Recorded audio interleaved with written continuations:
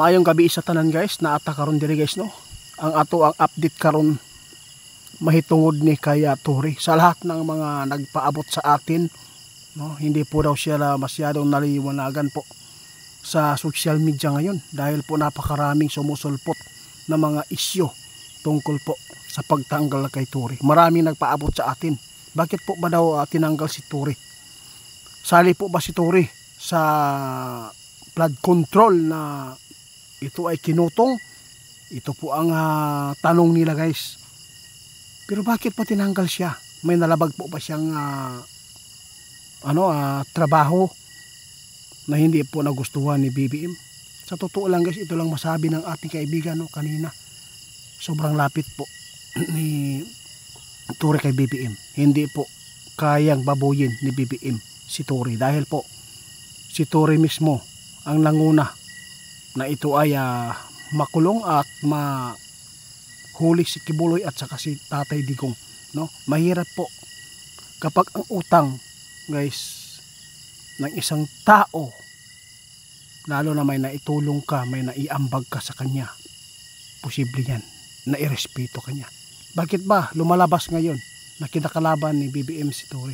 Kaya magtatanong po tayo guys, dahil po napakarami mga tao na nagulantang ba na hindi po nila naiintindihan kung bakit biglaan po ang pagtanggal po kay Tory. Dahil ba sa flood control na milyon-milyong nawawala, kinurakot kaibigan?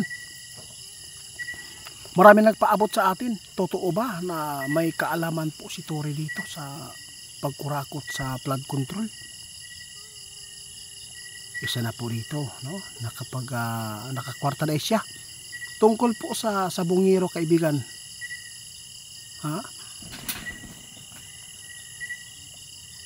Sos, grabe guys. Kadaghan jud guys. Daghan kaayo silag nabuhat na dili maayo. Ngayon kaibigan, bakit po ba siya tinanggal? Ano po ba ang dahilan? Sinabi na po ng ating kaibigan kanina, no? May sikreto sila na gagawin guys. Na ikakagulat po ng tao. Alam po ninyo, may sikreto silang dalawa na hindi po alam ng mga mamamayang Pilipino kung bakit grabe ang paghanga ni BBM kay Tory. Tapos biglaan naman pong nagulantang ang mga kababayan po natin mga Pilipino kung bakit po tinanggal. Napakarami po nagpapaabot kay Tory ngayon. Kawawa daw. Kasi pinapaalis na daw siya doon sa kanyang pwesto kaibigan. Isa po itong kadramahan. Yun po sabi ng ating kaibigan. Narinig po ninyo guys ha. Sinabi ng ating kaibigan, isa itong kadramahan po nila. Para meron silang maiwasan na isyu ngayon. Yun. Huli ka, balbon. Kaibigan. Tapos ano pa ang plano nila? Ito po yung plano guys. Tungkol po ito sa pinakamalapit no, pinakamamahal na mga politiko, yung mga Duterte. Isa na po dito ang plano nila na dapat po daw nilang gawin na ito ay hindi makabangon. Meron naman po silang gagawin guys na hindi maganda.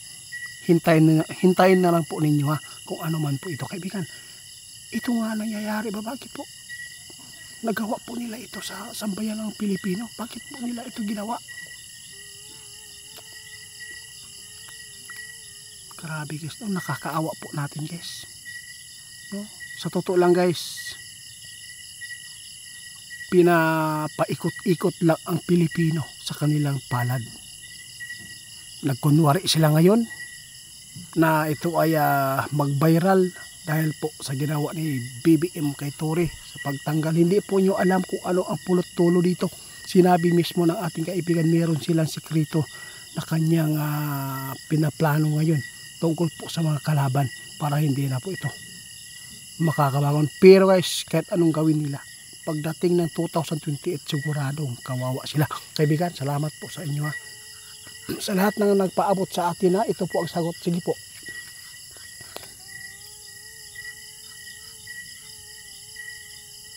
Oh, tama si kaibigan guys. Ito po ang sabi ng ating kaibigan. Alam po ninyo, malalaman po ninyo yan, no? Mga ilang buwan po ang makalipas kung saan ilalagay si Tory ngayon.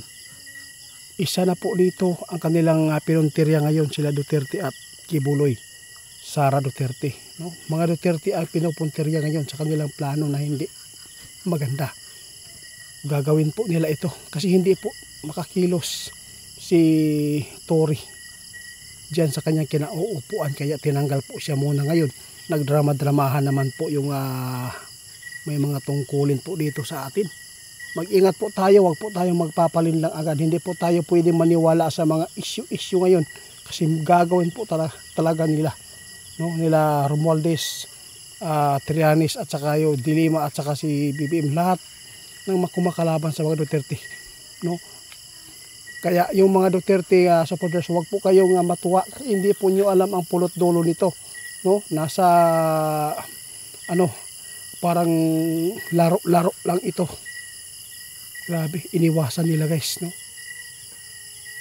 Mag-ingat tayo sa mga plano po ngayon. Ito po ang ating tandaan sa sinasabi ng ating kaibigan.